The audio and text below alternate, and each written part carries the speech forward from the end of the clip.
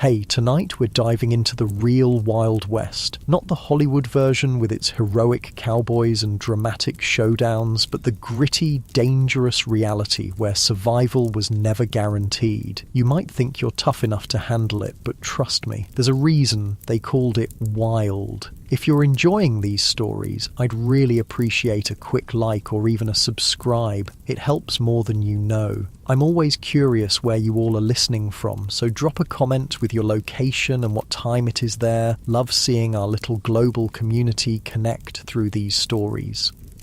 Now, dim the lights, maybe turn on a fan for that soft background hum, and let's ease into tonight's journey together. We're going to explore why you might not survive even a single day in the untamed American frontier. Congratulations, you've just woken up in the American Wild West of the 1870s. The good news, you're about to experience a legendary chapter of history firsthand. The bad news, your chances of survival just dropped dramatically. The first challenge hits you before you even open your eyes. The smell, not the earthy, pleasant aroma of nature you might expect, but something far more pungent. The stench of unwashed bodies, animal droppings, and what might possibly be raw sewage hanging heavy in the air. You see, bathing wasn't exactly a priority in the Wild West. Most settlers considered a thorough wash a monthly luxury, and that's being generous. Some went entire winters without a proper bath. Water, was precious out here, and using it to clean yourself seemed wasteful when you needed it for drinking and cooking. As you drag yourself from your bed, which is likely just a straw-filled mattress crawling with bedbugs, you realise how every muscle in your body aches. Life in the 1870s frontier involved constant physical labour from dawn until dusk. There were no weekends off, no vacations, and certainly no ergonomic considerations. Whether you were a farmer, miner, or ranch hand, your body was your primary tool, used until it broke down. You might think you work hard in your modern life, but frontier labour was something entirely different, backbreaking work that left even the strongest people permanently hunched and arthritic by their 30s. Imagine spending 14 hours ploughing fields, hauling water, chopping wood, or working deep underground in a mine shaft. No wonder the average lifespan was only about 35 years. Standing on the dusty floor, you notice the chill in the air. If it's winter, your cabin might be 20 degrees below freezing inside. If you had a fireplace, you'd have let it burn down overnight to save precious fuel. Good luck finding central heating or thermal underwear in this century. And if it's summer, well, get ready to sweat through every article of clothing you own. There was no escaping the elements in the Wild West. Speaking of clothing, forget comfort. Men typically owned maybe 2 sets of clothes, rough canvas or denim pants and cotton shirts that chafed against the skin. Women wore multiple layers regardless of the temperature. Chemises, corsets, petticoats and long dresses that dragged in the dirt. Everything was scratchy, ill-fitting and rarely cleaned. Those fancy outfits you've seen in Western movies? Pure fiction for the average person. Your stomach growls, reminding you it's time for breakfast. Hope you like beans, biscuits and coffee, possibly for every meal. The Wild West diet was monotonous and nutritionally deficient. Fresh fruits and vegetables were seasonal luxuries. Meat, when available, was often preserved with salt or smoke because refrigeration didn't exist. Scurvy, a disease caused by vitamin C deficiency, when your gums bleed and your teeth fall out, was common among settlers despite being easily preventable with modern knowledge. You might think the coffee would at least be good. Cowboys always seem to have a pot brewing in the movies, but what you're served barely resembles what you'd recognise as coffee. It's typically boiled to within an inch of its life, bitter beyond belief, and might include crushed eggshells or even salt to reduce the bitterness. Still, the caffeine would help you face the day, so you drink it without complaint. Before heading outside, you might want to check your shoes for scorpions or snakes that could have sought shelter during the night. It wasn't uncommon for frontier folks to shake out their boots each morning, a habit born from painful experience. One wrong move, and you could be facing a venomous bite miles from any medical help. Stepping outside your cabin, you're immediately aware of how exposed you are. The vast landscape of the American frontier was breathtaking, sure, but it was also unforgiving. Extreme weather could appear with little warning. Blizzards, tornadoes, flash floods, or drought could all mean death for the unprepared. The sky might be clear now, but that could change in minutes. If you've settled in a frontier town, you might think civilization offers some protection. In some ways, that's true. In others, it just presents different dangers. Towns in the Wild West were hotbeds of disease. Without proper sewage systems or understanding of germ theory, illnesses spread rapidly through communities. Cholera, typhoid, smallpox, diphtheria, and tuberculosis were constant threats. An outbreak could wipe out half a town in weeks. Speaking of towns, let's say you decide to visit one today. As you approach, you notice there's a distinct lack of the organised layout you might expect. Many Western towns grew haphazardly, with buildings constructed wherever convenient, often without proper planning or infrastructure. The streets aren't paved, but are instead dirt tracks that transform into mud pits when it rains and dust bowls when it's dry. The smell hits you again, stronger now. Horse manure is everywhere because horses are the main transportation. There are no street cleaners or sanitation departments. In some towns, the accumulated waste could be knee-deep in heavily trafficked areas. Flies swarm around you and you realise why disease spreads so easily here.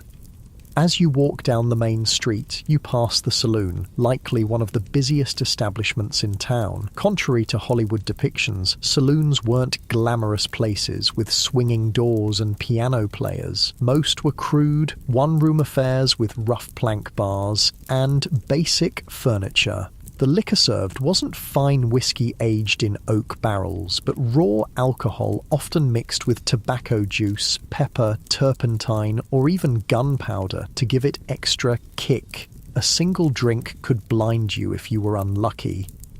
The saloon represents another deadly aspect of frontier life: violence. These establishments were frequently sites of deadly confrontations, not because of formal duels or showdowns, but because of drunken arguments that escalated quickly in a heavily armed society. The romanticised gunfights of Western movies were rare. Most violence was impulsive, messy, and over trivial matters. Speaking of being armed, you'll notice almost everyone carries a weapon of some kind, but not for the reasons you might think. While personal protection was certainly a factor, weapons were primarily tools for hunting, protection from wildlife, and sometimes for signalling. The constant threat from bears, wolves, cougars, and venomous snakes made going unarmed foolish, especially when travelling between settlements. You might be surprised to learn that many frontier towns actually had strict gun control laws. Places like Dodge City, Kansas, and Tombstone, Arizona required visitors to surrender their firearms when entering town limits. The famous gunfight at the OK Corral actually started because the Clanton Gang refused to comply with Tombstone's weapons ordinance. Despite what you've seen in movies, quick-draw duels in the middle of the street were exceedingly rare. Most shootings were ambushes or happened during robberies. The skilled gunslinger facing off against an opponent at high noon is largely a Hollywood invention. Real frontier violence was typically sudden, chaotic, and lacked any sense of honour or fairness. As you continue your walk, you pass the local doctor's office. Medical care in the 1870s frontier would horrify you. Most doctors had little or no formal training. Surgical procedures were performed without anaesthesia beyond whiskey or morphine, and sterilisation was virtually unknown. Something as simple as an infected cut could lead to amputation or death. Common treatments included bloodletting, mercury compounds, arsenic, and other toxic substances that often did more harm than good. Women in childbirth faced mortality rates as high as 1 in 4 in remote areas. Dentistry involved extraction without anesthesia, using crude tools. Most people suffered from painful dental issues for years before finally losing their teeth. If you were injured or fell ill on the frontier, your survival often depended more on luck than medical intervention. Even minor injuries could become life-threatening due to infection. Broken bones might never heal properly, leaving frontier folk with chronic pain and disability. The famous phrase, "only the strong survive," had literal meaning in the Wild West. Your stomach growls again, and you realise it's time for lunch. You head to the local restaurant, which is likely just an extension of someone's home where meals are served for a fee. The food isn't any more varied than your breakfast. Meat is tough and often spoiled, despite heavy smoking or salting. Vegetables, if available, are overcooked to mush. Food safety standards don't exist, so dysentery and food poisoning are common occurrences. While eating, you overhear conversations about recent Indian attacks, outlaw gangs, or the danger of travelling alone, while Native American violence against settlers was far less common than portrayed in popular culture. In fact, settlers and the US military were far more likely to be the aggressors. The frontier was still a place of conflict. The systematic displacement of indigenous peoples created tensions that sometimes erupted into violence on both sides. As for outlaws, they were a genuine threat, particularly in remote areas. Law enforcement was sparse, with a single sheriff sometimes responsible for thousands of square miles. In many places, justice was handled through vigilante action rather than formal legal proceedings. Lynch mobs were common, and the concept of innocent until proven guilty often didn't apply. If you were accused of horse theft or cattle rustling, you might find yourself hanging from a tree before sunset, regardless of your actual guilt or innocence. After lunch, you decide to visit the local general store to stock up on supplies. The prices shock you. Basic necessities cost far more on the frontier than back east due to the difficulty and expense of transportation. A simple can of peaches might cost the equivalent of $20 in today's money. Many settlers spent most of their income on essential supplies with little left over for comfort or luxury.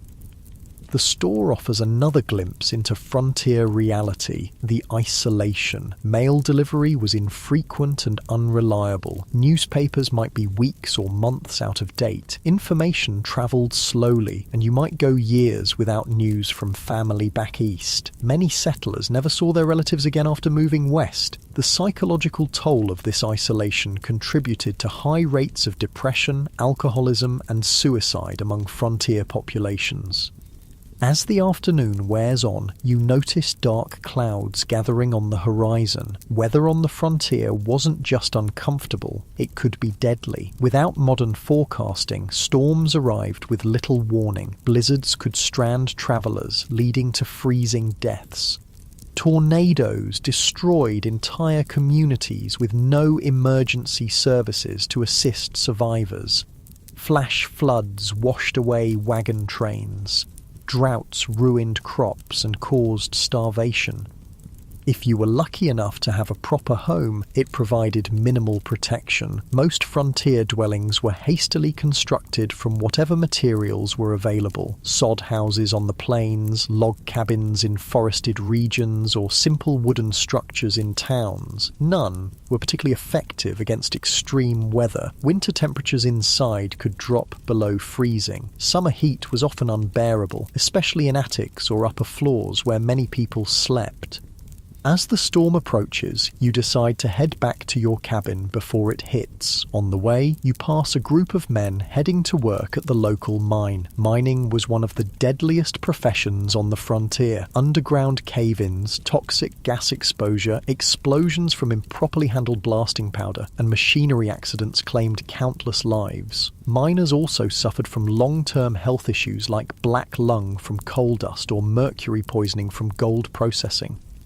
Even if you avoided mining, few frontier occupations were safe. Farming involved dangerous equipment with no safety features. Ranching meant working with unpredictable animals weighing hundreds of pounds. Logging had one of the highest fatality rates of any profession. Whatever you did to make a living, your risk of serious injury or death was exponentially higher than in the modern world.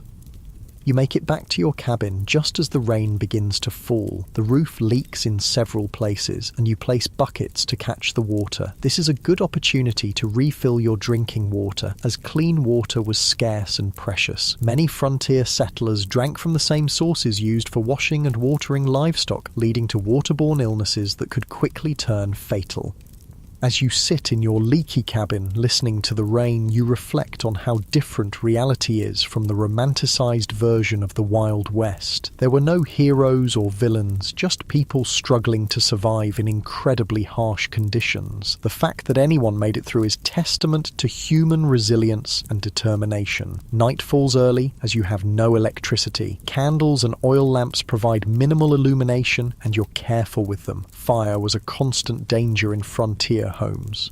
A single spark could mean losing everything, with no fire department to call for help. Many towns burned to the ground at least once in their history. You prepare for bed, exhausted from just one day in the Wild West. Your muscles ache, your stomach is unsettled from the unfamiliar food, and your mind is overwhelmed by the constant vigilance required to stay alive. As you drift off to sleep, you wonder if you'll make it through tomorrow, or if you'll become just another statistic in the dangerous story of the American frontier. The wind howls outside your cabin, a haunting reminder of how small and vulnerable humans are against the vastness of the untamed wilderness. Tomorrow, if you're lucky enough to see it, will bring all these challenges again, along with new ones you haven't yet imagined. In the Wild West, survival was never guaranteed. It was earned day by day, hour by hour, through hardship most modern people can scarcely comprehend. The morning light filters through the cracks in your cabin walls, waking you from a restless sleep. Your body aches from the hard mattress, but there's no time to linger. The Wild West waits for no one. As you rise, you remember yesterday's harsh introduction to frontier life and wonder what new challenges today will bring. Let's say you decide to leave town today to travel across the frontier. Whether you're heading to another settlement, joining a wagon train west, or simply exploring, travel in the 1870s was an entirely different experience than what you're used to. The good news is that by this time, the Transcontinental Railroad had been completed, connecting the east and west coasts of America. The bad news? Unless you were relatively wealthy or travelling between major cities, you probably couldn't afford to use it. Most frontier folks travelled by horse, wagon, or simply on foot. If you owned a horse, consider yourself fortunate. Horses were expensive to buy and maintain, putting them out of reach for many settlers. A good horse might cost the equivalent of several months' wages. Then you needed saddles, bridles, feed, and veterinary care, though veterinary care often meant shooting the animal if it broke a leg or developed certain illnesses. Riding itself was no pleasure cruise. Saddles in the 1870s weren't designed for comfort, but for function. Hours in the saddle left even experienced riders with blisters and aching muscles. And if your horse spooked at a snake or sudden noise, which happened frequently, you could easily be thrown, potentially suffering broken bones or worse miles from any help. If you couldn't afford a horse, you might travel by wagon. Forget the romantic image of pioneers cheerfully rolling across pristine prairies. Wagon travel was brutally uncomfortable. The vehicles had no suspension system beyond the slight give in wooden wheels, meaning you felt every rock, rut, and hole in the trail. The constant jarring caused wagon sickness, similar to seasickness, leaving travellers nauseous and miserable.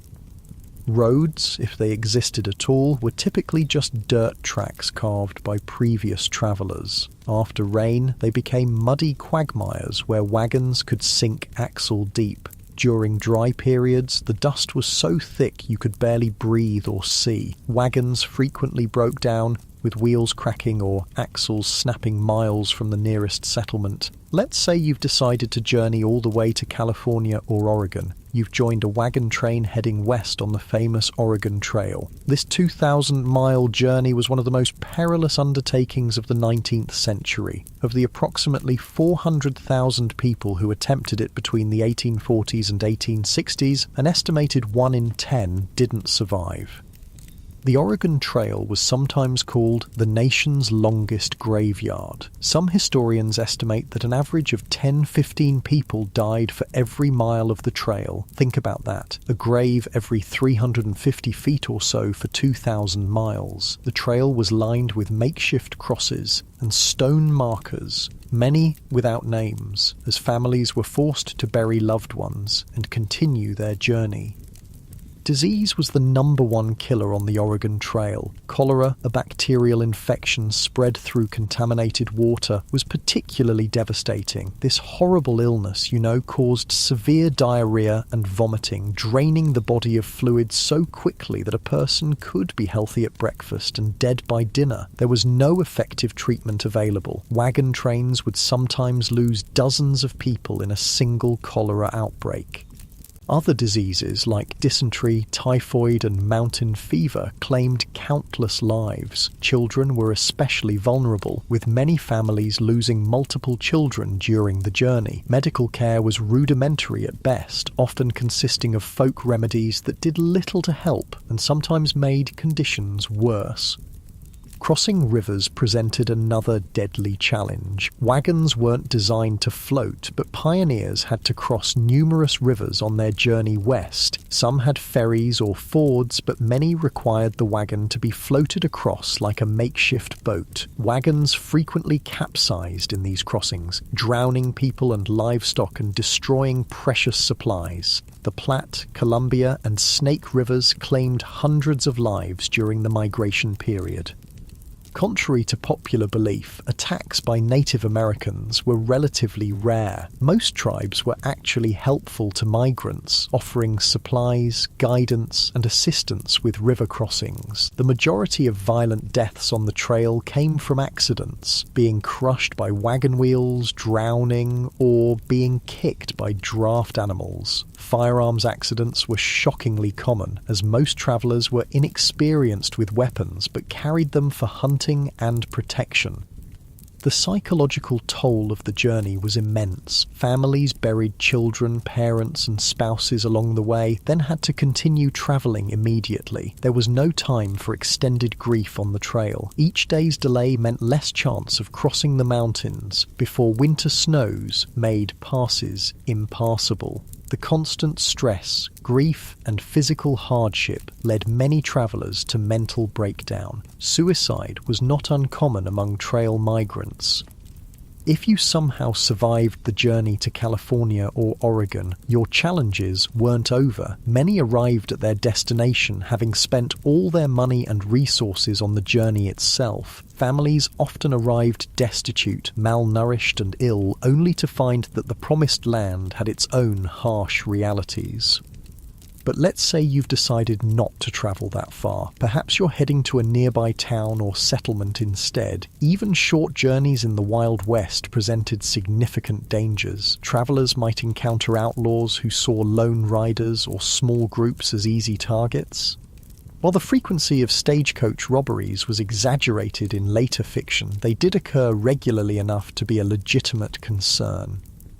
The natural environment posed constant threats to travellers. Flash floods could wash out trails or trap unwary travellers. Summer heat in desert regions could kill through dehydration and heat stroke. Winter blizzards routinely trapped travellers, sometimes leading to freezing deaths or desperate situations like the infamous Donner Party, where survivors resorted to cannibalism to stay alive.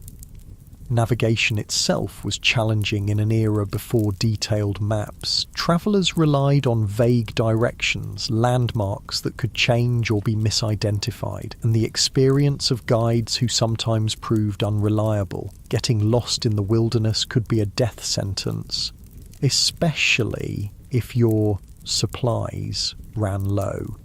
As you travel today, you notice another aspect of frontier life that movies rarely depict accurately: the stunning diversity of people. The Wild West wasn't populated solely by white cowboys and settlers. It was a meeting ground of cultures from around the world.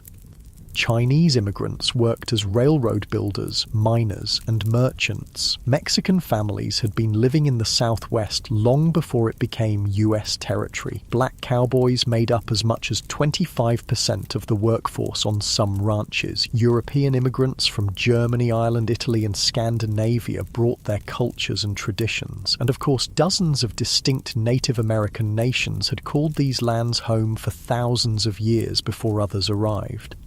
This diversity, however, didn't mean equality or harmony. Racial violence was a common feature of frontier life. Chinese railroad workers faced brutal discrimination and were often forced to take the most dangerous jobs for lower pay than white workers. Mexican landowners frequently saw their property seized through legal manipulation or outright theft after the Mexican-American War.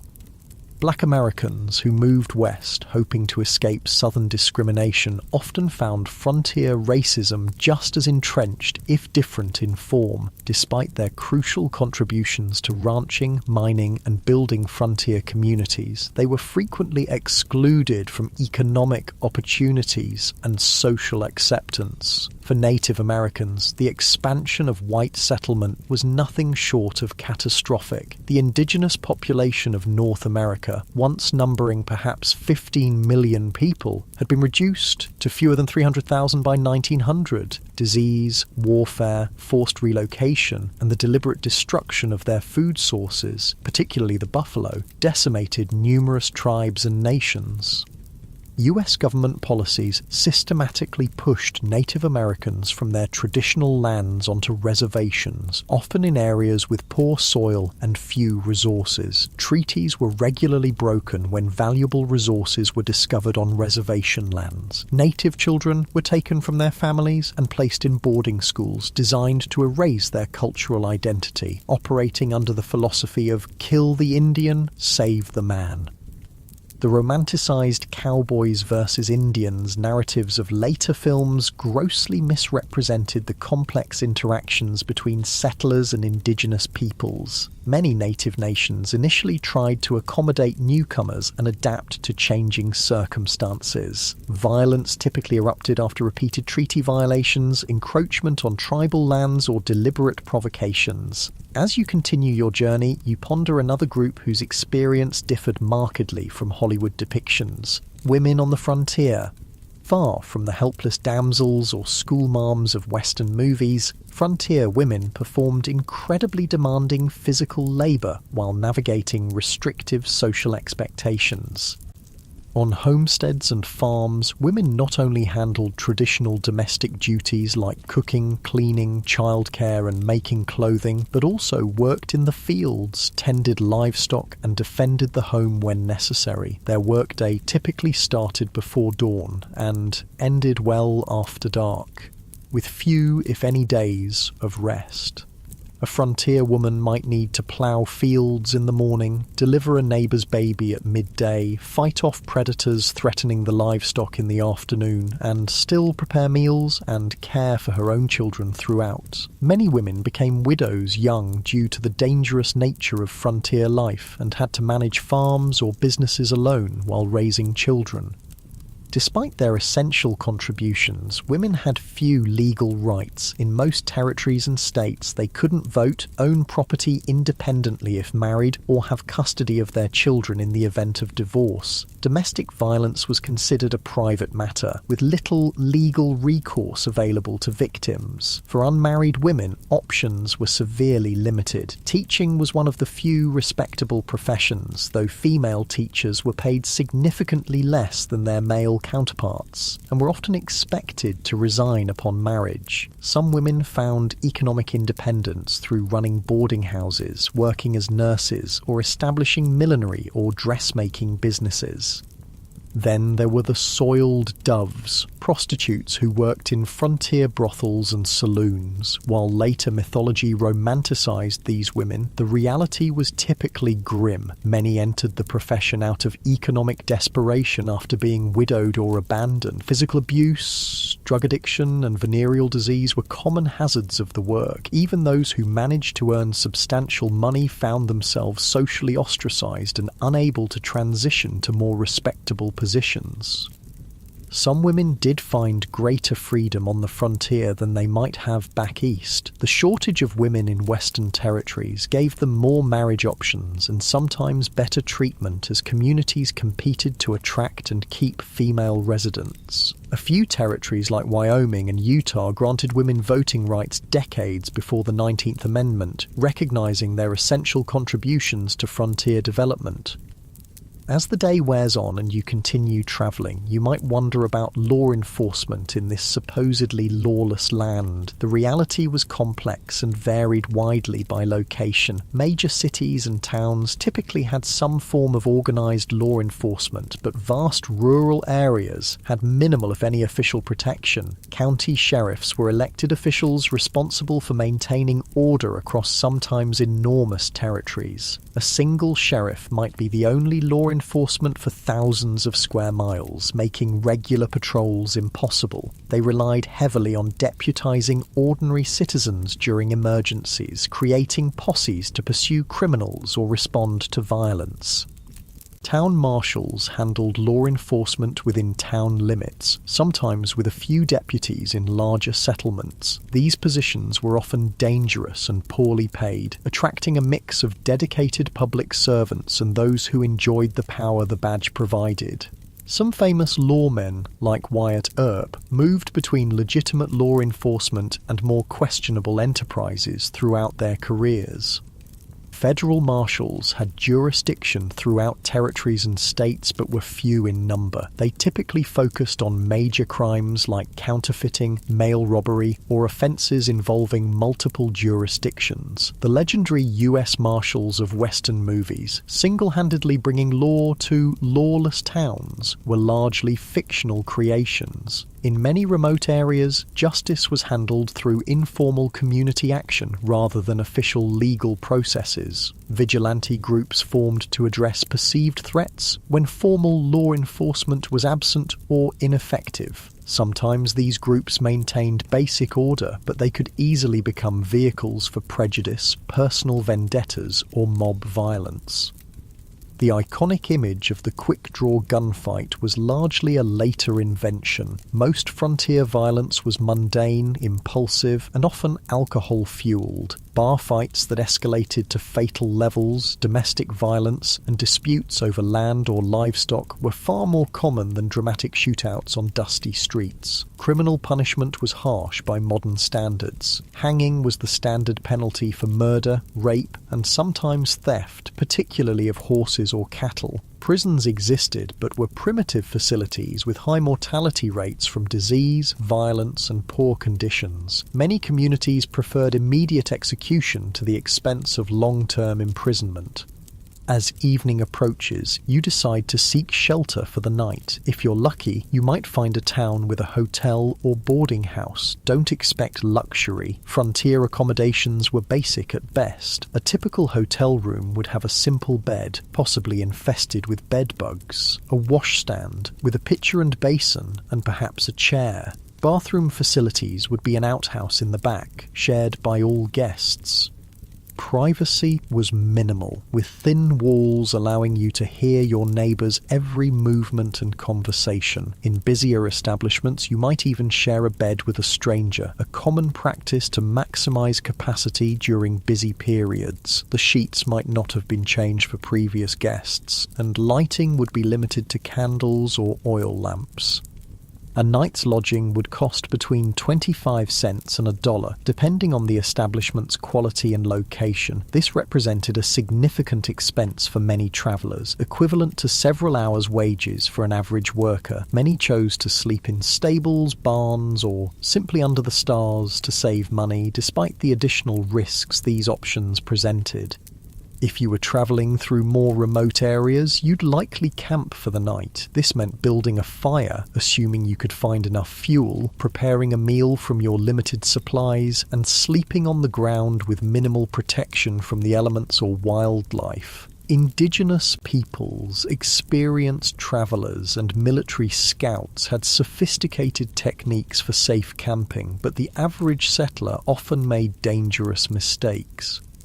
Proper fire management was literally a matter of life and death. A fire built too large could spark a prairie or forest fire that could consume thousands of acres in hours. One built too small might not provide enough warmth during cold nights, leading to hypothermia. Campfire cooking required skills most modern people lack, often resulting in meals that were simultaneously burnt and raw. As night falls fully and you prepare to sleep, the sounds of the frontier darkness surround you. Coyotes howl in the distance, unfamiliar birds call, the wind whispers through grass or trees. For people accustomed to modern light and noise pollution, the profound darkness and strange sounds of wilderness nights often triggered intense anxiety. Many travellers slept poorly on the frontier, not just because of physical discomfort, but from fear of the unknown dangers that might lurk in the darkness. Native attacks, though rare, often occurred at dawn when sleepers were at their most vulnerable. Predators like wolves, bears, and mountain lions might investigate camps looking for food. Venomous snakes and scorpions sought warm places to rest, sometimes including a sleeper's bedroll. Even if no actual threats materialized, the psychological stress of constant vigilance took its toll. Frontier diaries frequently mention exhaustion not just from physical labor, but from the mental strain of perpetual alertness. Modern people, accustomed to locks, alarms, and the security of dense population, would find the vulnerability of frontier sleeping arrangements profoundly disturbing. As you drift towards sleep, you reflect on the day's journey. Travel in the Wild West bears almost no resemblance to its sanitized, romanticized portrayal in later entertainment. It was grueling, dangerous, and uncomfortable beyond what most modern people could endure. The skills required from navigation without maps to making emergency repairs to handling firearms safely took years to develop, and mistakes were often fatal. The darkness deepens and the sounds of night creatures grow louder. Tomorrow will bring new challenges if you survive the night. Perhaps you'll reach your destination, or perhaps you'll become just another unmarked grave along the trail. One more statistic in the perilous story of westward expansion. The Wild West forgave no weakness and offered no second chances. Every day survived was a victory against overwhelming odds.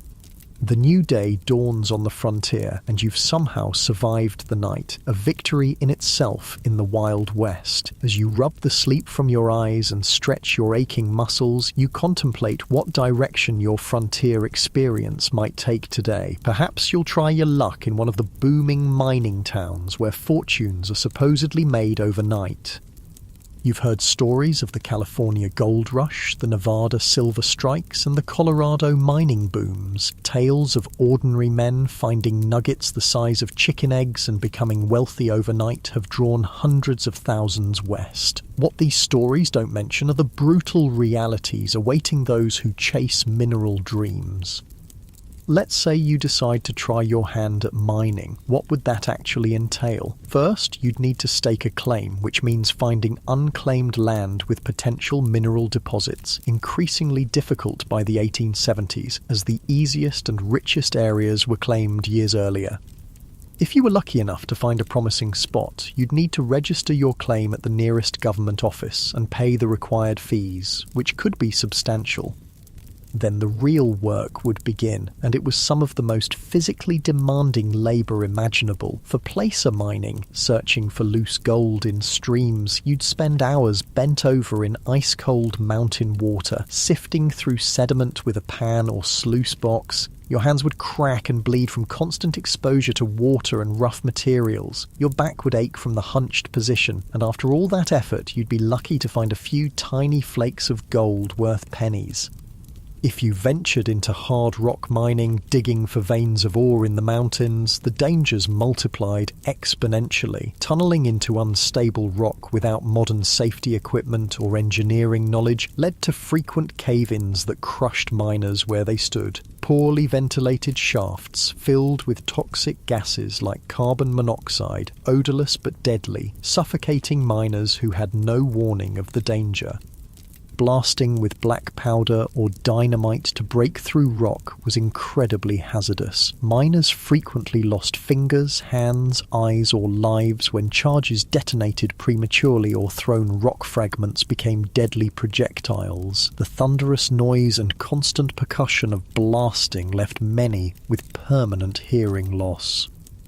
Even if you avoided immediate catastrophes, the long-term health effects were devastating. Miners constantly inhaled fine rock dust, leading to silicosis, a painful lung disease that slowly suffocated its victims. Mercury used in gold processing caused neurological damage, tremors, and mental deterioration. Those working in copper or lead mines absorbed toxic metals that accumulated in their bodies, causing chronic illness and early death. The mining industry of the 1870s had virtually no safety regulations or oversight. Mine owners prioritized profit over worker welfare, and injuries were considered an expected part of the job. Medical care for injured miners was minimal and often ineffective. A serious injury typically meant the end of a miner's career and livelihood, with no disability support or workers' compensation available. For all these risks and hardships, what was the likely reward? Despite the mythology of the lucky prospector, the vast majority of miners barely earned subsistence wages. By the 1870s, most worked for large mining companies rather than independently, earning $2 to $3 for a grueling 10 to 12-hour day.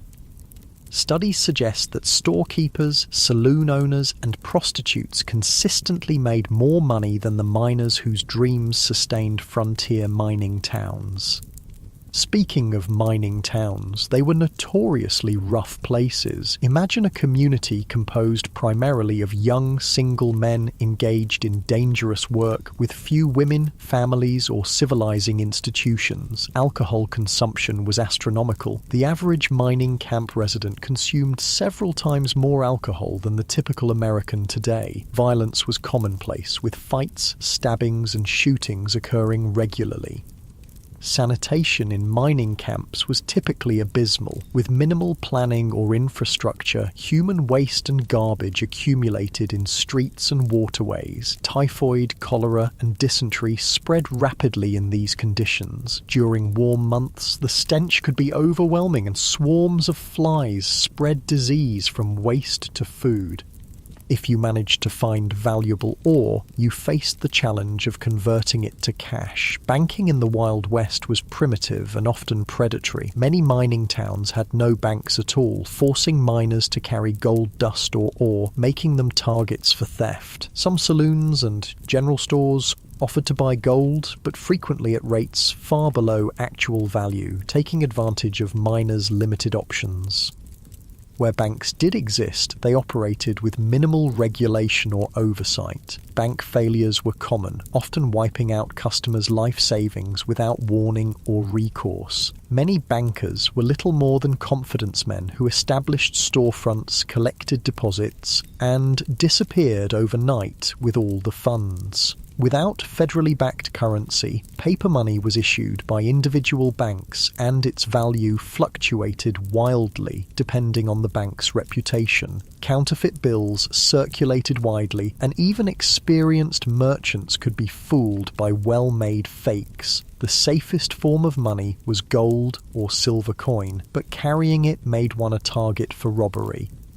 Perhaps, after considering the dangers and disappointments of mining, you decide to try your hand at ranching instead. The cattle industry was booming in the 1870s, with demand for beef in eastern cities creating opportunities on the frontier. Surely this would be a healthier, more profitable venture. Ranching did indeed avoid some of the worst health hazards of mining, but it introduced its own unique dangers and hardships. Starting a ranch required significant capital. Land, livestock, equipment and buildings all represented major investments. Many aspiring ranchers went deeply into debt purchasing these necessities, betting their future on favourable weather and market conditions. Nature often had other plans. Droughts could wither grazing lands and dry up crucial water sources, forcing ranchers to either watch their cattle starve or sell at devastating losses. Harsh winters could kill entire herds, as happened in the infamous Great Die-Up of 1886 to 1887, when up to 90% of cattle on northern ranges froze or starved to death during unusually severe weather.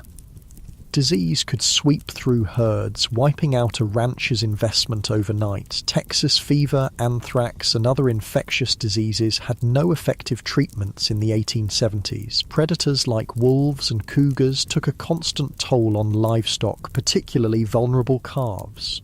Poisonous plants, quicksand, and injuries further reduced herds.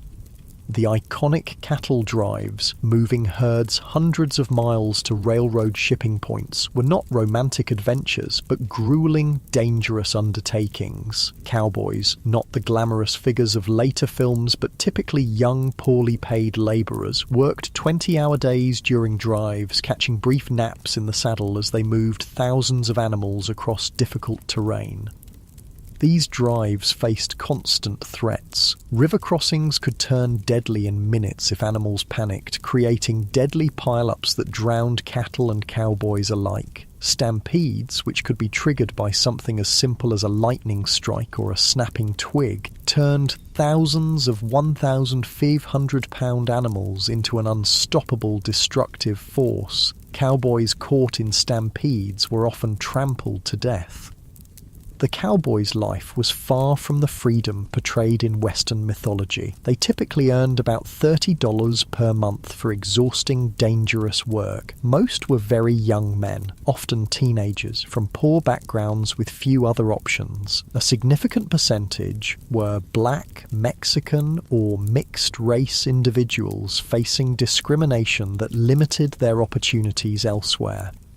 Their diet on the trail consisted mainly of beans, salt pork, and biscuits, with minimal fresh food. Medical care was limited to whatever the trail cook might know about folk remedies. Injuries, common in such dangerous work, often went untreated until they became life-threatening. Many cowboys died young from injuries, exposure, or violence. Perhaps ranching doesn't appeal after all. What about farming? Surely growing food, the most fundamental of human activities, would offer a more stable and less dangerous way of life on the frontier.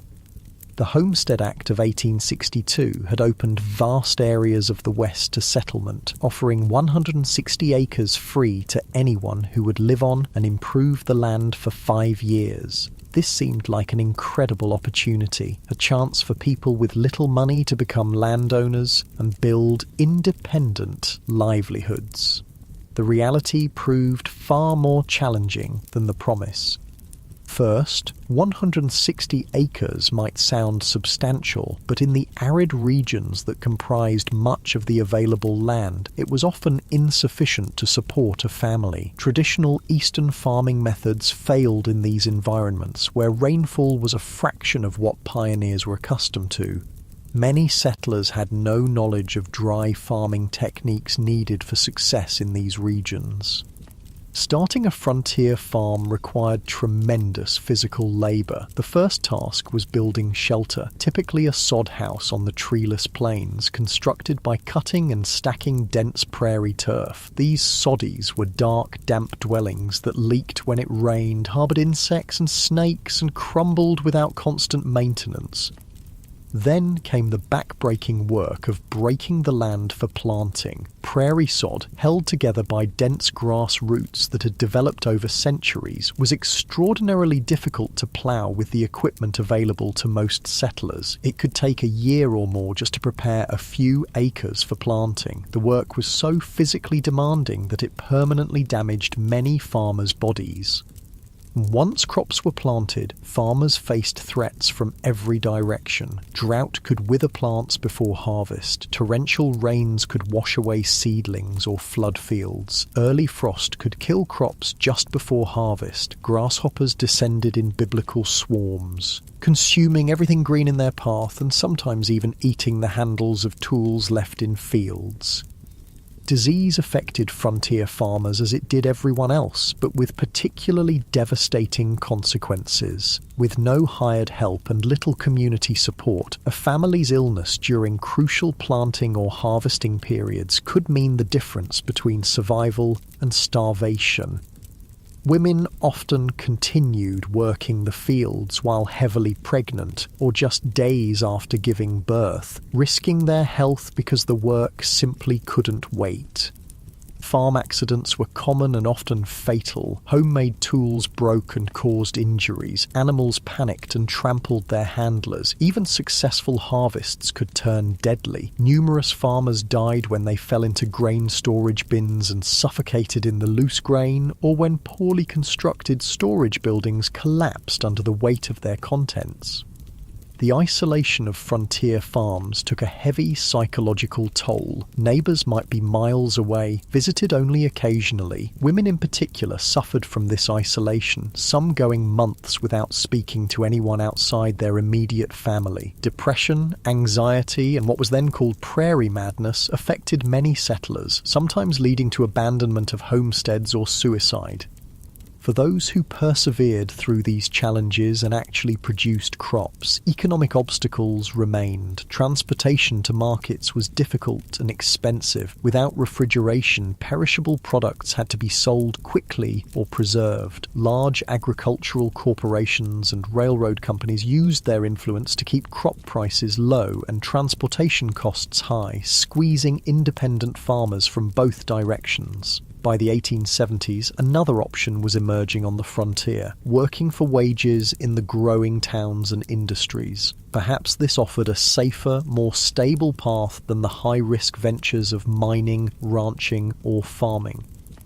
Wage labour did avoid some of the worst physical dangers and financial risks of independent enterprises, but introduced its own hardships. Industrial safety standards were virtually non-existent. Workers in frontier factories, mills, and workshops suffered horrific injuries from unguarded machinery. Construction workers built increasingly tall structures without harnesses or safety equipment, leading to frequent fatal falls.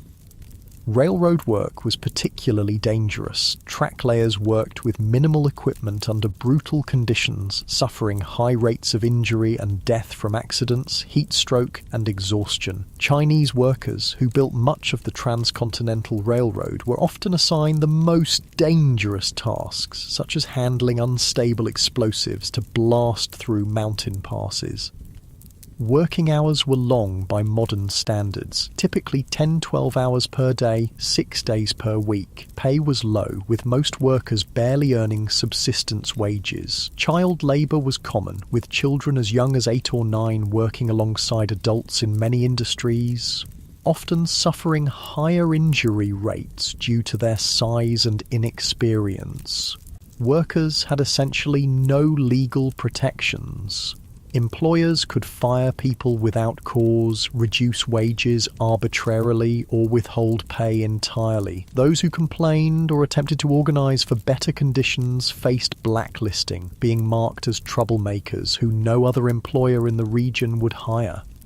Company towns, settlements where a single employer owned all housing and businesses, were common in mining and lumber regions. Workers in these communities paid inflated prices at company stores, lived in company housing, and sometimes were paid in scrip, company currency, rather than legal tender. This created a form of debt bondage where workers could never save enough to escape the system. Whether you mined, ranched, farmed, or worked for wages, frontier life shaped your experiences in ways modern people would find disorienting. Perhaps most striking was the relationship with time, not the carefully measured minutes and hours of our digital age, but a more fluid reality, governed by daylight, seasons, and natural rhythms. Without electric lighting, most people woke at dawn and slept shortly after sunset, their active hours expanding and contracting with the seasons. Work wasn't measured in 8-hour shifts, but by tasks that needed completion: fields ploughed, cattle moved, ore extracted. During harvest or roundup, people might work from first light until well after dark for weeks without a break. During winter, many rural workers had periods of relative inactivity when fields lay dormant or cattle needed minimal tending.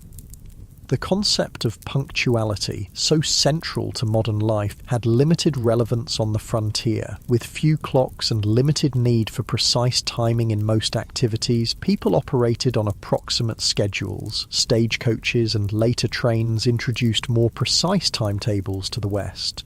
But outside these specific contexts, morning or after dinner were sufficiently specific time designations for most purposes. Entertainment and leisure looked nothing like their modern counterparts. After exhausting workdays, most frontier folks had little energy for complex activities. Conversation around the fire, storytelling, or simple card games were common evening pastimes. Music was popular when instruments and skilled players were available, with fiddles, harmonicas, and guitars providing accompaniment for social dances. Reading material was precious and often shared among entire communities. A single book might be read aloud to gatherings of neighbours or passed from family to family until it fell apart from use. Newspapers, when available, were read repeatedly, with every advertisement and notice scrutinised for information about the wider world. Organised sports existed, but in simpler forms than today. Baseball was gaining popularity, played with minimal equipment on makeshift fields. Horse racing, wrestling, and shooting competitions provided both entertainment and opportunities to demonstrate valuable skills. Children played games that required little or no equipment: tag, hide and seek, and variations of stickball that could be played with found objects. Holidays and community celebrations took on great importance as rare opportunities for socialising and recreation. 4th of July celebrations might draw people from miles around for picnics, speeches, games, and dancing. Harvest festivals marked the successful completion of the year's most critical work. Religious holidays provided both spiritual meaning and welcome breaks from routine. As the day draws to a close, you find yourself reflecting on the relentless challenges of frontier life. Every aspect required harder work, involved greater risk, and offered fewer comforts than its modern equivalent. The people who survived and sometimes thrived in these conditions possessed qualities that modern society rarely demands: extraordinary physical endurance, practical skills applicable to countless emergencies, and psychological resilience in the face of constant hardship and loss. The darkness gathers once more, and with it comes a silence profound enough to hear your own heartbeat. No car engines, no air conditioners, no electronic hums, just the whisper of wind, the chorus of insects, and the occasional call of night birds. This profound quiet, so alien to modern ears, was the soundtrack of frontier nights, sometimes comforting, sometimes unsettling in its emptiness. As you drift towards sleep, you wonder if you would have had what it took to survive here, not just for a day or a week, but for years and decades. The people who shaped the American West, for better and worse, were not the idealized heroes of later fiction, but complex individuals facing extraordinary challenges with the limited resources and knowledge of their time. Their story, stripped of romanticism, is one of human endurance against conditions that would break many of us today. The cool night air settles around you like a blanket, and the stars emerge in a display of brilliance impossible to see in our light-polluted modern world. This at least is one pure beauty the people of the frontier experienced that few today can fully appreciate: the majestic sweep of the Milky Way across a truly dark sky, connecting them to the same cosmic panorama their ancestors had watched for countless generations.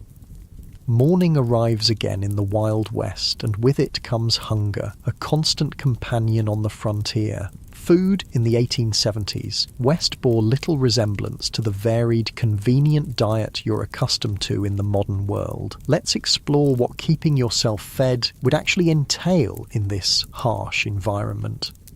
The good news is that game was still relatively plentiful in many areas. Deer, elk, rabbit, and various birds could supplement your diet if you had the skills to hunt them. The bad news? Hunting required ammunition, which was expensive and might be needed for protection. It also demanded time away from other essential work, making it a luxury many settlers couldn't afford during busy seasons.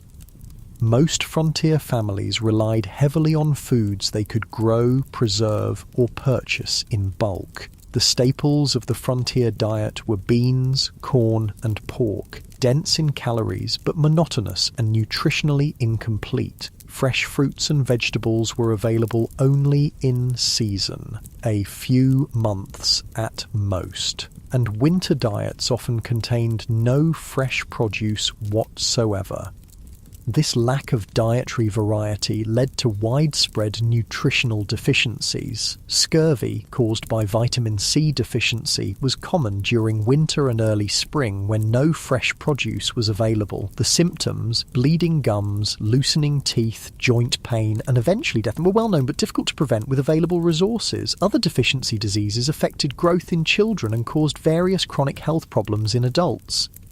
Food preservation was a constant challenge and critical survival skill. Without refrigeration, meat needed to be consumed quickly or preserved through smoking, salting, or drying. These methods deterred bacterial growth but drastically changed flavors and textures while reducing nutritional value. The heavy salt content of preserved foods contributed to high blood pressure and other health issues. Women spent enormous amounts of time preserving food when it was abundant for use during scarce periods. Vegetables were pickled in vinegar or fermented. Fruits were dried or preserved with sugar if available. Root vegetables might be stored in root cellars, underground spaces that maintained cool temperatures. These preservation efforts were not optional activities, but essential survival work that could determine whether a family would eat during winter.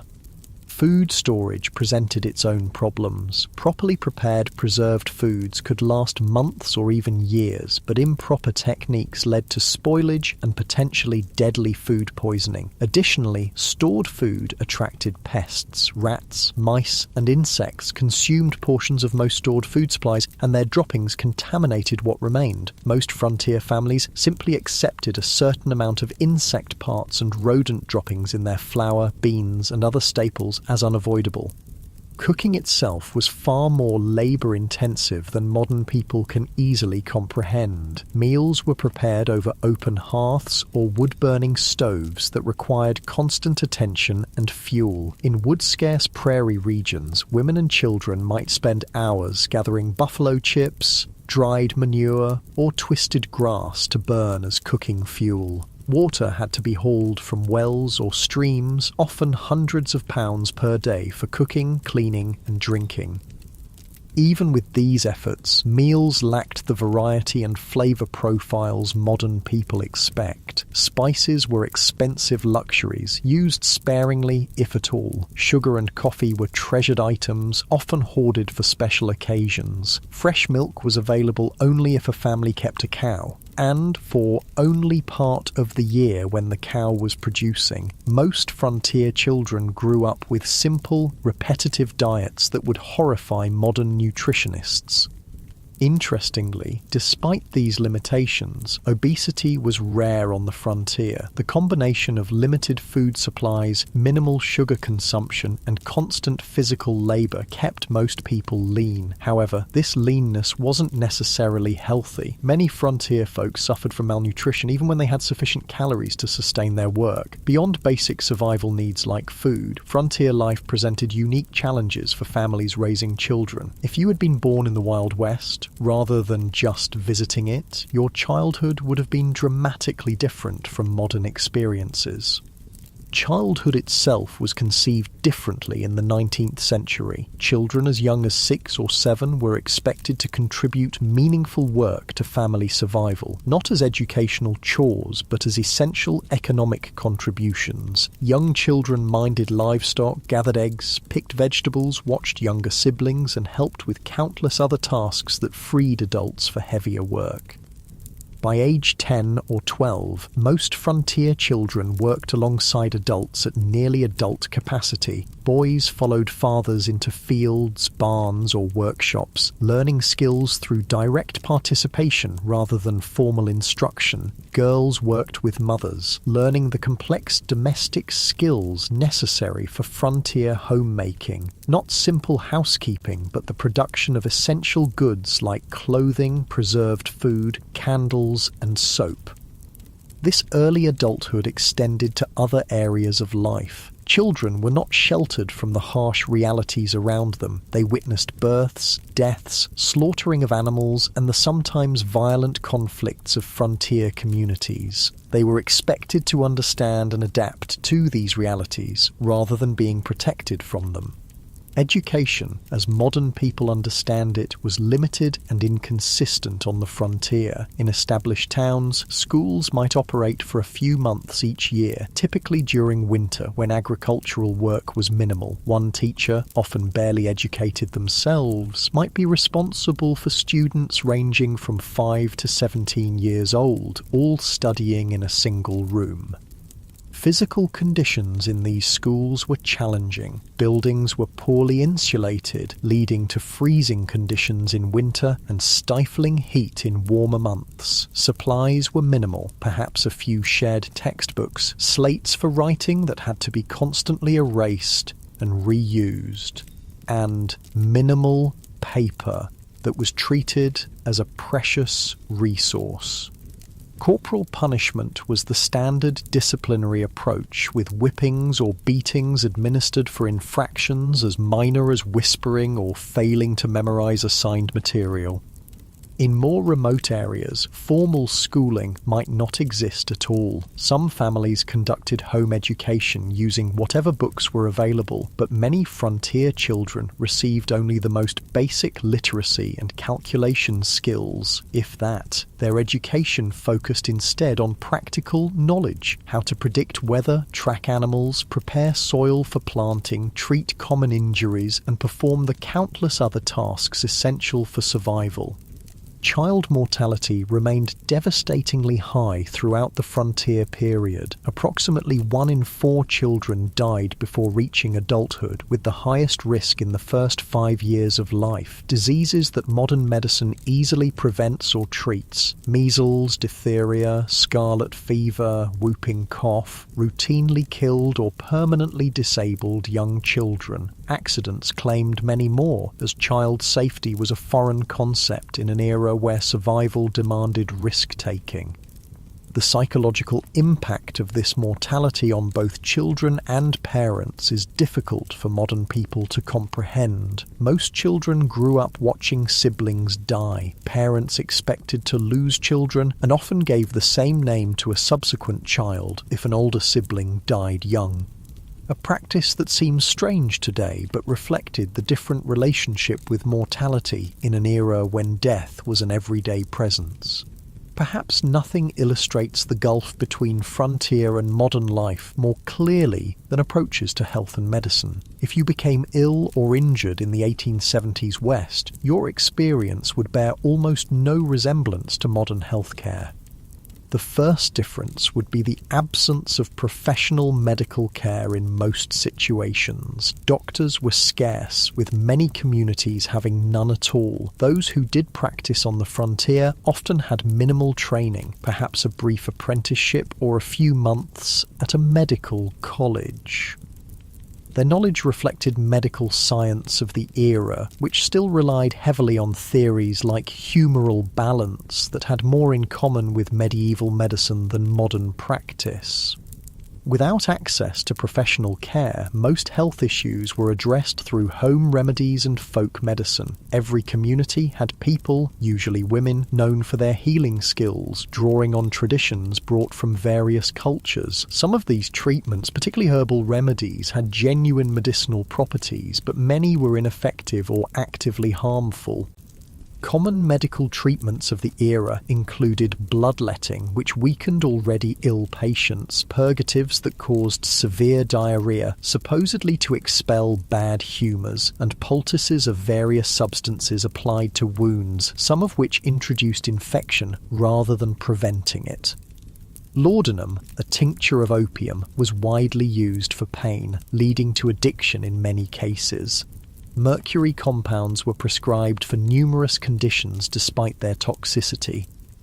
Even when treatments had some validity, impure medications caused problems. Without pharmaceutical regulations or standardization, commercially sold medicines varied wildly in potency and often contained dangerous contaminants. Many patent medicines marketed as cure-alls contained primarily alcohol, providing temporary relief through intoxication rather than addressing underlying conditions. Surgery in frontier conditions was particularly horrific. Without effective anesthesia, beyond alcohol, whiskey, or opium, patients endured excruciating pain during procedures. Sterilization was unknown or inconsistently practiced, leading to rampant post-surgical infections. Amputation was the standard treatment for serious limb injuries, performed with saws and knives that might be wiped clean but never properly sterilized. Childbirth represented perhaps the starkest contrast between frontier and modern medical experiences. Women typically gave birth at home, attended by a midwife if one was available, or female relatives if not. Without prenatal care, many complications weren't identified until labour was underway. Breech births, hemorrhage, and other emergencies that modern medicine handles routinely often resulted in the death of mother, child, or both. Maternal mortality rates on the frontier were approximately 1 death per 100 births, more than 100 times higher than in developed countries today. Many women approached each pregnancy knowing it might be their last experience in life. Men's diaries and letters from the period frequently mention the heartbreaking reality of raising children alone after losing wives in childbirth. The combined impact of inadequate nutrition, constant physical strain, minimal preventive care, and primitive treatment options meant that frontier populations experienced health outcomes more similar to developing nations today than to modern America. Life expectancy at birth was under 40 years, with those surviving childhood likely to suffer chronic health problems by their 50s if they lived that long. Beyond these material hardships, frontier life imposed a form of isolation and disconnection that modern people, accustomed to instant global communication, would find almost unbearable. This isolation shaped frontier psychology and culture in profound ways. Communication with distant family or friends occurred at the speed of physical transportation. Letters took weeks or months to reach recipients, if they arrived at all. News travelled slowly and unreliably, often distorted through retelling. Major events might not become known in remote areas until months after they occurred. This information vacuum contributed to a highly localised worldview where distant events seemed abstract and irrelevant compared to immediate community concerns. The isolation was particularly difficult for those accustomed to more settled environments. Women who had grown up with close female friendships and family networks often found themselves alone for days or weeks while husbands travelled for supplies or work. Their diaries frequently mention crippling loneliness and the psychological strain of having no adult conversation for extended periods. This isolation sometimes led to what contemporary accounts called prairie madness, severe depression, anxiety, and occasionally psychosis triggered by the combination of isolation, constant work, and environmental hardships. Some affected individuals became violent toward family members or committed suicide. Others simply abandoned their homesteads and returned east, unable to endure the psychological pressure of frontier life. Even in established communities, social connections were limited by practical constraints. Visiting neighbours might require travelling several miles each way, a significant undertaking when time was precious and transportation limited to walking or horseback. Formal social gatherings were infrequent, typically centred around church services, seasonal celebrations, or community work events like barn raisings or harvest festivals. Churches played a crucial role in frontier communities beyond their spiritual function. They served as social hubs, educational centres, and mutual aid societies. Even those with limited religious conviction often participated in church activities for the community connection they provided. Religious leaders, ministers, priests, or lay preachers frequently took on roles far beyond religious guidance, serving as teachers, dispute mediators, and community organisers. The establishment of community institutions marked important milestones in frontier development. Building a school, church, or meeting hall represented a commitment to permanent settlement rather than temporary exploitation. These institutions helped transform mining camps or trading posts into towns with collective identities and shared futures. The creation of local governments, rudimentary as they often were, similarly marked transitions from frontier chaos to established community. Frontier communities also developed distinctive forms of mutual aid and collective action necessary for survival in harsh conditions. Barn raisings and house raisings allowed families to complete large construction projects impossible for individual households. Harvest teams moved from farm to farm, ensuring crops were gathered before weather could destroy them. Spontaneous search parties formed when children went missing. These cooperative traditions reflected the practical reality that no individual or family could survive the frontier entirely through self-reliance. This community interdependence existed alongside the individualism that later became mythologized in frontier narratives. Both elements were necessary responses to frontier conditions: self-reliance for daily survival, community cooperation for challenges beyond individual capacity. The tension between these values shaped frontier culture and continues to influence American attitudes toward government, community, and individual responsibility. As another day in the Wild West draws to a close, you find yourself contemplating the mental and emotional resilience required to endure such conditions year after year. The people who populated the American frontier weren't superhuman. They suffered, struggled, and sometimes broke under the relentless pressure of their environment. But many adapted and persevered, developing skills and perspectives that allowed them to find meaning and even joy amid hardship. The darkness settles around you once more, bringing with it the profound silence of the pre-industrial night. The day's experiences have given you a glimpse into a world both familiar and utterly alien, a world where survival required constant vigilance, where comfort was rare and luxury almost non-existent, where death was an everyday companion rather than a distant stranger. As sleep approaches, you wonder about the people who chose this life or had it thrust upon them by circumstance. What drove them west? What sustained them through blizzards, droughts, illness, and loss? What would they think of the world their struggles helped create? A world of abundance and security beyond anything they could have imagined, built on foundations they laid through exhausting labour and countless sacrifices. The questions follow you into dreams filled with endless prairies, towering mountains, and the faces of those who tamed the Wild West, not through romantic gunfights, but through the quiet heroism of daily persistence against overwhelming odds. Their story, stripped of Hollywood glamour and frontier mythology, stands as a testament to human adaptability and the extraordinary courage of ordinary people facing extraordinary challenges. Dawn breaks on what will be your final day in the Wild West. As the golden light spills across the landscape, you take a moment to appreciate the raw beauty that drew so many westward despite the dangers and hardships. The frontier was a place of stunning natural grandeur.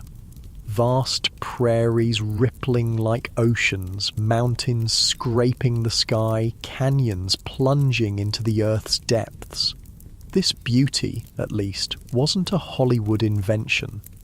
But even this relationship with the natural world differed profoundly from modern environmental perspectives. The frontier mentality viewed nature primarily as a resource to be conquered and exploited rather than preserved or protected. Timber was cut without consideration for regeneration. Game was hunted to the edge of extinction in many regions. Streams were diverted, polluted, or destroyed for mining operations with no thought for downstream consequences.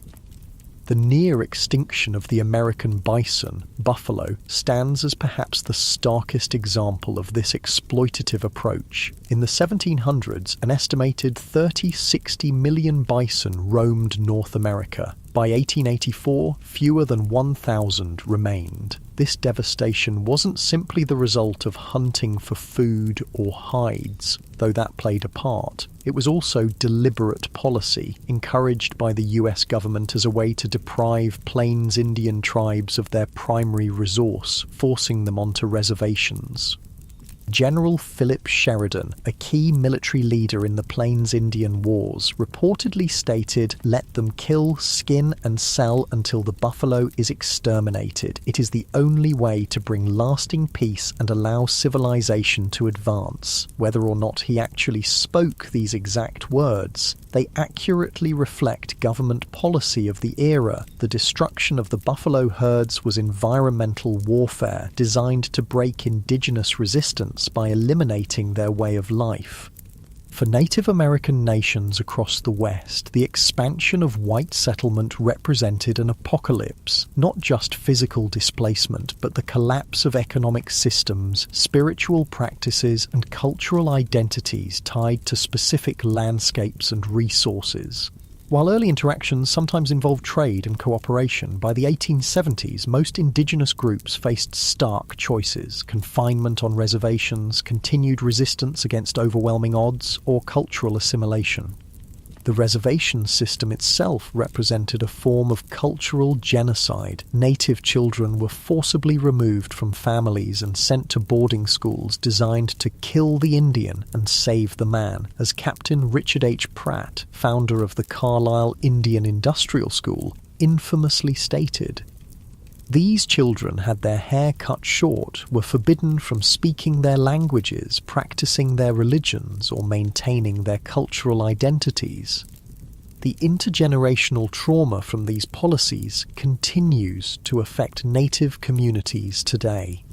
Armed resistance against American expansion almost invariably ended in defeat, though some groups maintained independence longer than others. The Battle of the Little Bighorn in 1876, where combined Lakota, Northern Cheyenne, and Arapaho forces defeated Lieutenant Colonel George Armstrong Custer's 7th Cavalry, represented one of the last major indigenous victories. The subsequent military campaigns against these tribes were marked by increasing brutality, including attacks on villages and the killing of women and children. The tragedy of this cultural collision was heightened by the fact that many native nations had sophisticated agricultural systems, complex governance structures, and rich cultural traditions that could have offered valuable knowledge to European settlers. The different approaches to land use and ownership created fundamental misunderstandings. Many native groups couldn't conceive of owning land any more than one could own the air or stars, making treaty negotiations over territory fundamentally problematic from the start. These cultural conflicts extended beyond native white relations. The West was extraordinarily diverse, with communities from around the world bringing different languages, religions, customs, and approaches to frontier life. This diversity was both a strength, introducing varied skills and perspectives, and a source of tension in communities struggling with scarce resources and limited infrastructure. Chinese immigrants, who played crucial roles in building the Transcontinental Railroad and developing mining operations, faced particularly severe discrimination. The Chinese Exclusion Act of 1882, the first major American law restricting immigration based on nationality, grew from anti-Chinese sentiment that had festered for decades in Western territories. Chinese miners were frequently driven from productive claims through violence or unjust application of foreign miners' taxes. Chinese communities in frontier towns often faced riots and mass expulsions when economic conditions deteriorated. Mexican Americans, many of whom had become US citizens through territorial acquisition rather than immigration, similarly faced discrimination and displacement. Despite treaty guarantees protecting property rights following the Mexican-American War, many Mexican landowners saw their holdings taken through legal manipulation, intimidation, or outright fraud. Spanish-derived water rights systems that had functioned effectively for generations were replaced with English common law approaches less suited to arid environments. Even European immigrants found that national and religious identities continued to matter on the frontier. Irish Catholics, German Lutherans, Scandinavian Protestants, Eastern European Jews, each group tended to establish distinct communities and maintained cultural practices from their homelands. These communities provided mutual support, but sometimes became targets for nativist sentiment when economic or social tensions arose.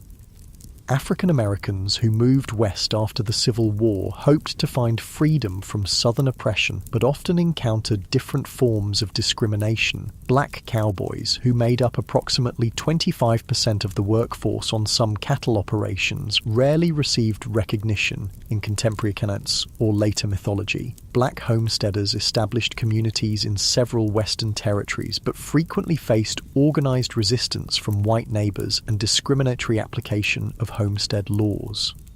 The collision of these diverse groups, each with their own values, practices, and expectations, created frontier communities far more complex and conflict-ridden than later romantic depictions would suggest. The melting pot metaphor popularized in later American mythology obscured both the persistent cultural distinctiveness of various groups and the power imbalances that determined whose cultures would be preserved and whose would be suppressed.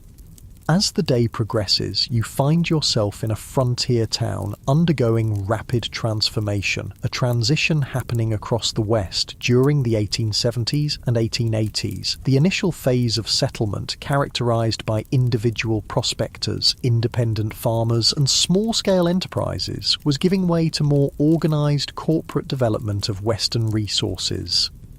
The arrival of railroads catalyzed this transition. The Transcontinental Railroad, completed in 1869, dramatically reduced travel time between east and west from months to days. Subsequent branch lines penetrated previously isolated regions, connecting them to national markets and supply chains. This transportation revolution allowed large-scale extraction of Western resources for Eastern factories and enabled mass-produced Eastern goods to flood Western markets.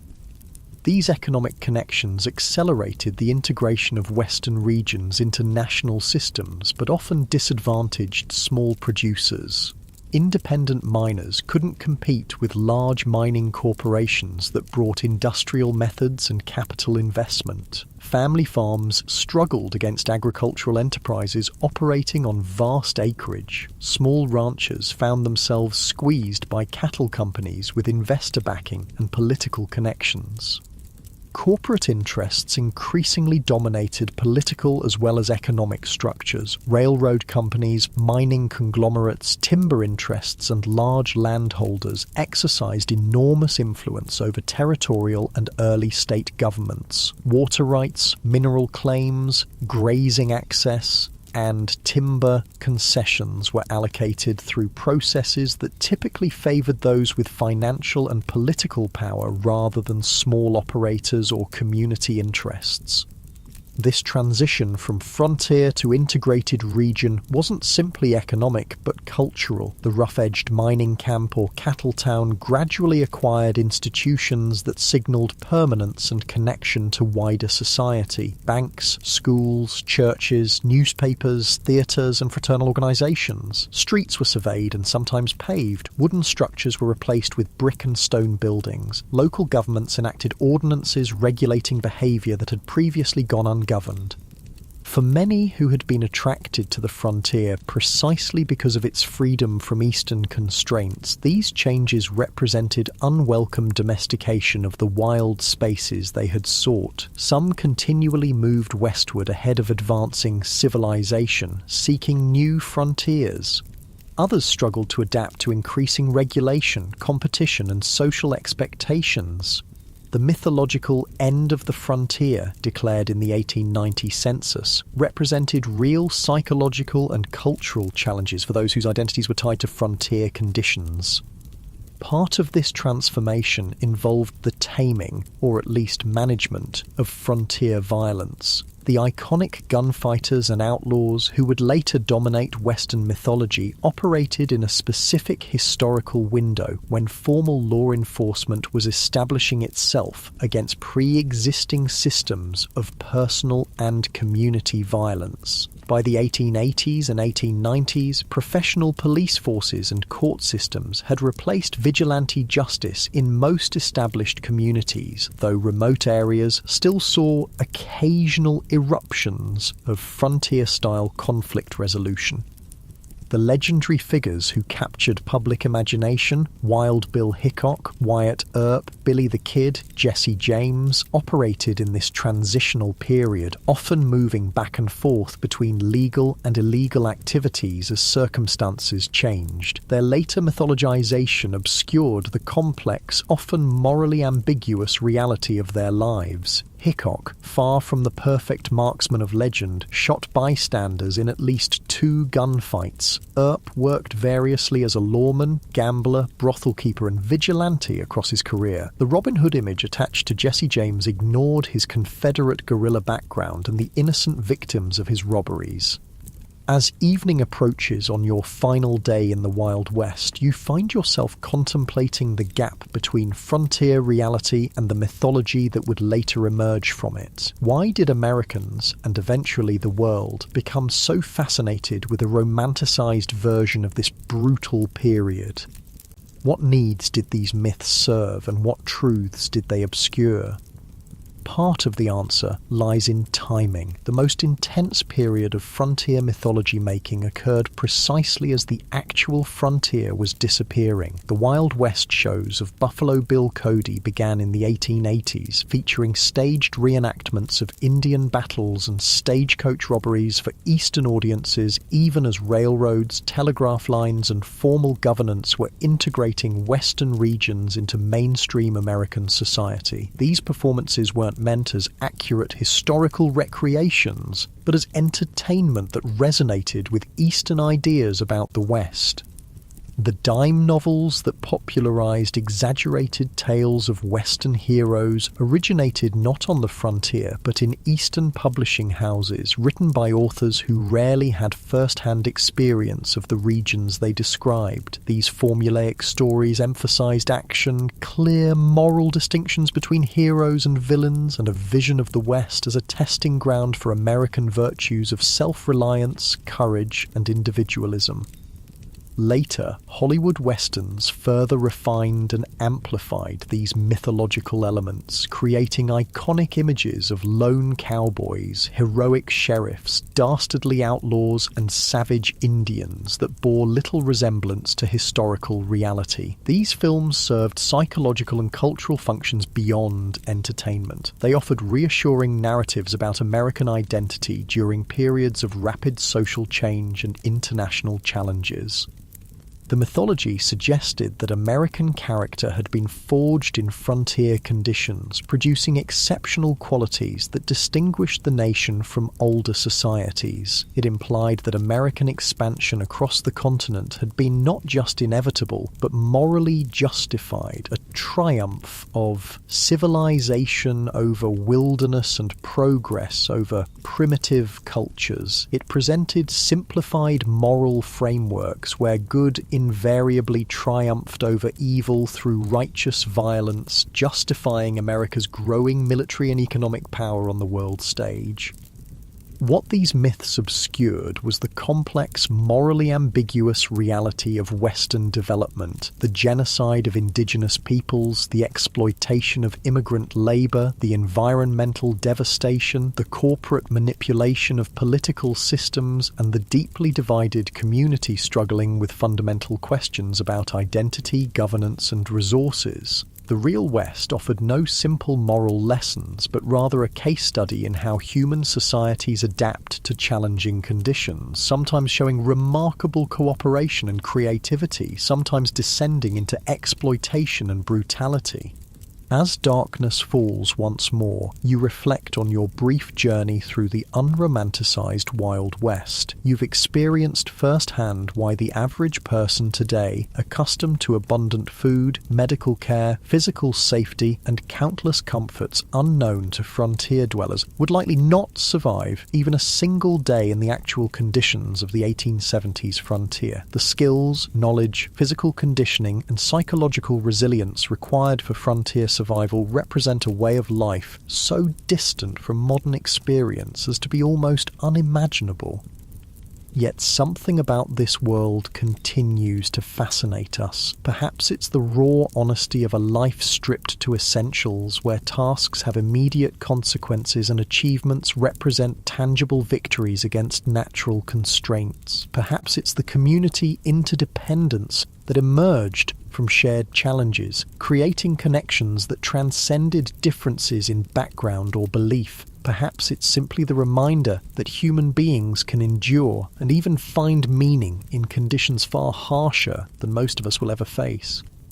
The legacy of the American frontier extends beyond mythology into the actual structures and systems that shape modern American life. Property laws, water rights frameworks, federal-state relationships, approaches to natural resources, and countless other aspects of American governance emerged from frontier-era compromises and conflicts. The diversity of Western communities, despite efforts at forced assimilation, contributed to the multicultural reality of modern America. Even the continuing tensions between individual rights and collective welfare, local control and national standards, exploitation and conservation have roots in frontier-era debates. For indigenous peoples, the frontier era represents not a glorious chapter in national expansion, but the devastation of ancient lifeways and the beginning of a long struggle for cultural survival and sovereignty that continues today. Their perspective reminds us that the simple triumphalist narrative of Western settlement ignores the complex civilizations that already existed and the incalculable knowledge lost through their disruption. The most accurate understanding of the frontier requires holding multiple perspectives simultaneously, acknowledging both the courage of those who built new communities in challenging conditions and the devastation experienced by those displaced by this expansion. As you drift towards sleep on your final night in the Wild West, the sounds of this earlier America surround you, the whisper of wind through prairie grass, the distant howl of coyotes, perhaps the faint piano notes from a saloon down the street. These sensory experiences, at least, connected all who lived through this era, regardless of background or circumstance. the vast skies, extreme weather, imposing landscapes, and profound silences shaped everyone who encountered them, creating a shared relationship with the environment even amid cultural conflicts. Tomorrow, you'll return to your own time, carrying with you a deeper understanding of this pivotal period in American history. You'll never again see a Western film or read a frontier novel without recognizing the sanitized, simplified version of a complex reality. You'll appreciate the extraordinary comfort and security of modern life achieved through technological advances unimaginable to frontier dwellers. You might find yourself more aware of the skills and knowledge lost in the transition to our specialized, technology-dependent society, the practical self-sufficiency that allowed frontier people to build, repair, grow, preserve, and create what they needed with minimal outside support. Most importantly, you'll understand that the real story of the American West isn't found in gunfights and gold strikes, but in the daily struggles of ordinary people, men, women, and children of diverse backgrounds, who faced extraordinary challenges with the limited resources available to them. Their story, without Hollywood embellishment, contains enough genuine courage, tragedy, innovation, conflict, cooperation, cruelty, and kindness to fill countless histories. Their legacy lives in the communities they established, the environmental changes they initiated, the cultural patterns they created, and the myths that grew from their experiences. The real Wild West disappeared long ago, transformed by technology, population growth, economic integration, and environmental change into the modern American West of cities, suburbs, highways, and managed landscapes. Yet echoes of frontier experience persist in regional identities, local traditions, land use patterns, and governance structures. The memory of this formative period continues to influence how Americans understand themselves and their nation's development, even as scholars and communities work to replace simplistic mythology with more accurate, inclusive understandings of this complex history. As you finally surrender to sleep, the boundary between past and present seems to blur. The challenges faced by frontier communities, adapting to environmental constraints, managing scarce resources, building functional communities among diverse populations, balancing individual freedom with collective needs, remain relevant in new forms today. Perhaps the greatest legacy of the frontier experience is not a set of answers, but a collection of questions about human adaptation, community formation, and the relationship between people and the natural world, questions each generation must answer anew as circumstances change. The stars shine brilliantly above, the same stars that guided travellers across the prairie, helped farmers time their planting, and gave comfort to homesick immigrants far from familiar landscapes. In this moment of connection across time, you feel a fleeting kinship with those who looked upon these same constellations a century and a half ago, wondering what tomorrow would bring in a world where survival was never guaranteed, but life, in all its harshness and beauty, was experienced with an intensity seldom matched in our more comfortable era. Sleep comes at last, and with it dreams of a West both harsh and magnificent, a place where human vulnerability and resilience were displayed in equal measure, where diverse peoples collided and sometimes cooperated in ways that would shape a nation, and where the daily struggle for existence contained moments of transcendent connection with landscapes of breathtaking grandeur. The real Wild West, stripped of romantic illusion, offers a window into human experience at its most elemental, challenging, frightening, and occasionally sublime.